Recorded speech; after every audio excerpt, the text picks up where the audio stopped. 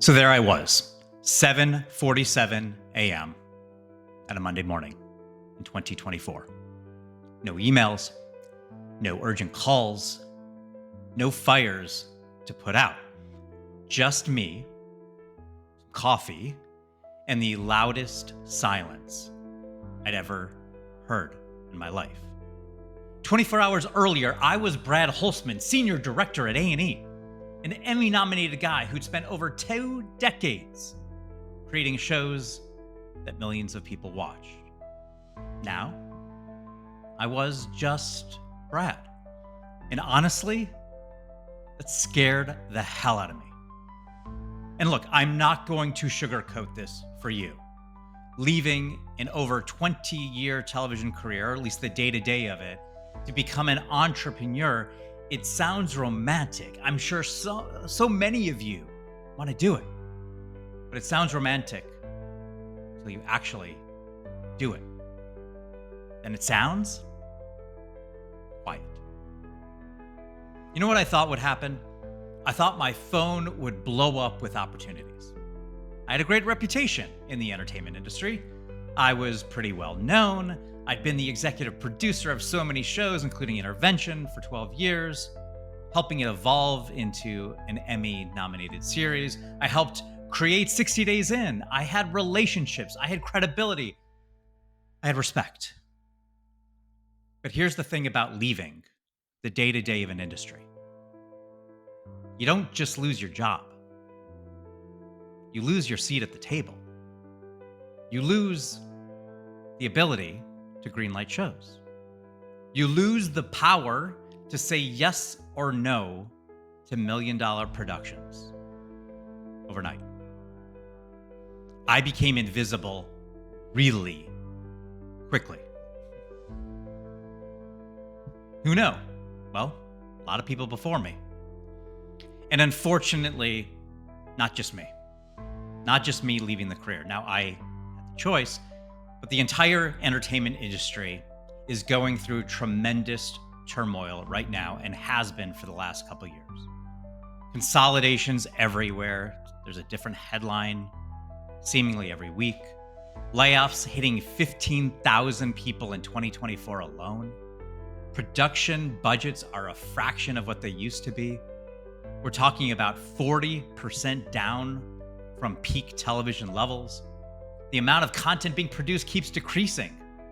TV premieres, nearly 5,000 fewer episodes were produced in 2024 compared to just 2 years earlier in 2022. Whew. So even if I wanted to go back, there wasn't exactly a lot of chairs left at the table. But that wasn't the real problem. The real problem was that I made this decision for a reason. See, one of the main reasons I left was I really wanted to invest in real estate. I know I haven't spoken about it in a while, but I wanted to invest in real estate. And for over 5 years, I'd been in business with some of the best real estate investors in the country, in the world, really. But I put them on television. I produced over 200 episodes.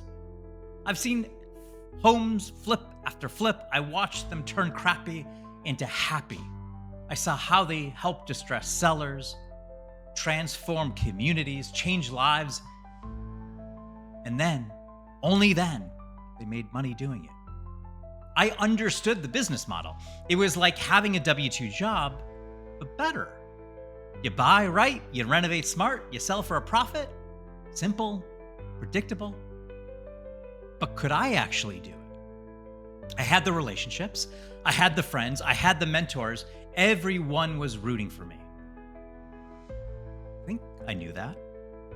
Maybe. But here's the kicker.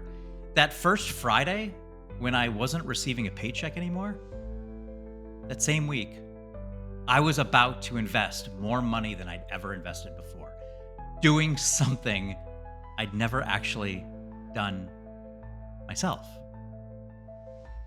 Talk about a leap, a big leap of faith. But that Monday morning, before the real estate deals, before the entrepreneurship journey really began, that was just me in the silence. For 20 years, my Mondays started with chaos. My colleagues and producers were calling me because I had cuts to watch. I had pitches to respond to, dozens of weekly meetings.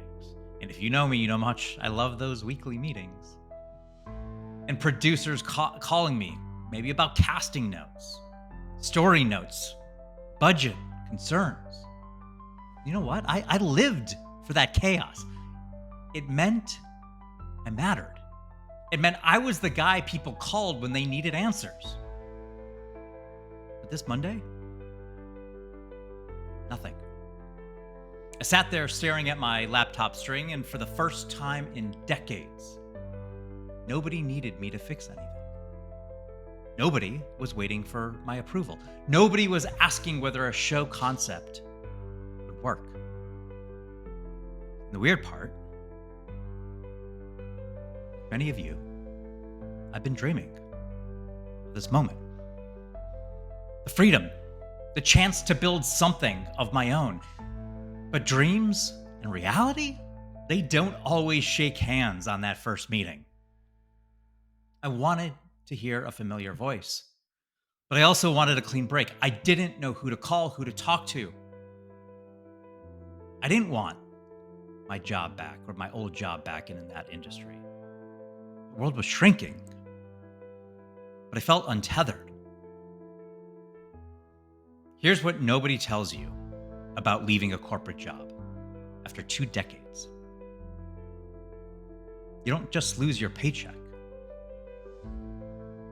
You lose your identity. I wasn't just Brad anymore. I was Brad who used to work at A&E.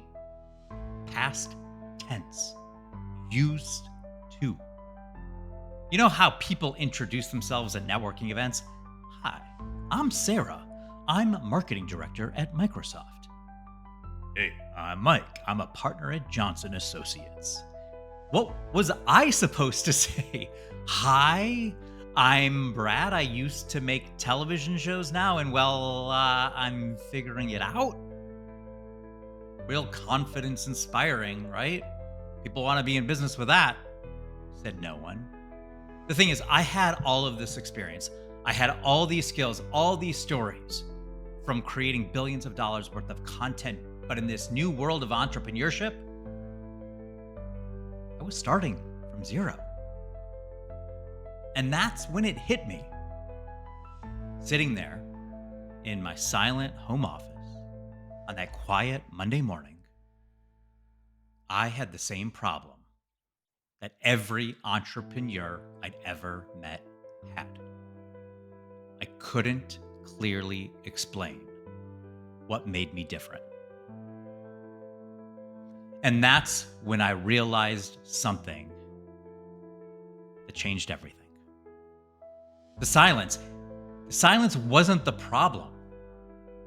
Silence was the answer. See, in television, we have this thing called dead air. That is the worst thing ever that can happen during a live broadcast. Dead air means nobody's watching. Nobody's engaged.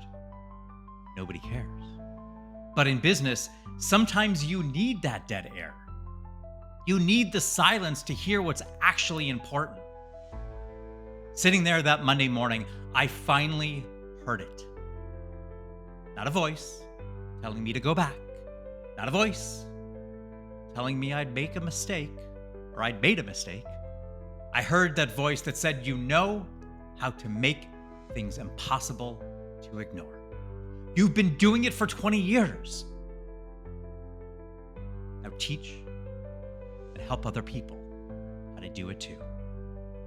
And that's when I started thinking about the $2 bill. The $2 bill that had meant so much throughout my entire life. I do recall, and maybe as a storyteller, the real story is slightly different than the story I'm about to say now, but My grandmother said, Brad, this $2 bill is rare. People will remember it. Why? Because it's different. Decades later, I still live by the $2 bill, the $2 bill principle. And only many, many years later, I finally understood what that meant.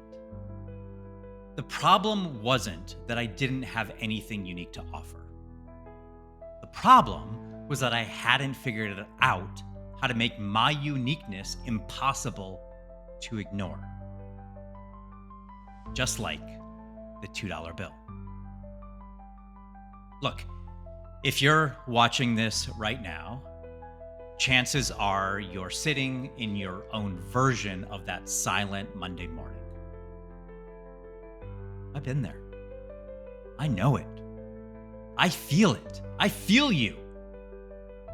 Maybe you haven't left your job yet, but you've been thinking about it nonstop. You know that now's not the time. Your finances are ready, your relationship. There's so many excuses you're throwing out. Or maybe you've already made that leap. But you're wondering, was that the right move? Is anybody going to notice the new me? The gap between how good you are and how good you look is costing you everything. Your expertise is your $2 bill. Y'all have it. But if you keep it hidden in your wallet, nobody's ever going to see it. The question isn't whether you have something unique to offer. The question is, can you clearly explain what makes you the obvious choice? I spent that entire first week trying to answer that question for myself, and I just lied. I spent months and months trying to figure that out. And eventually, just recently, got it. I know it. I figured it out.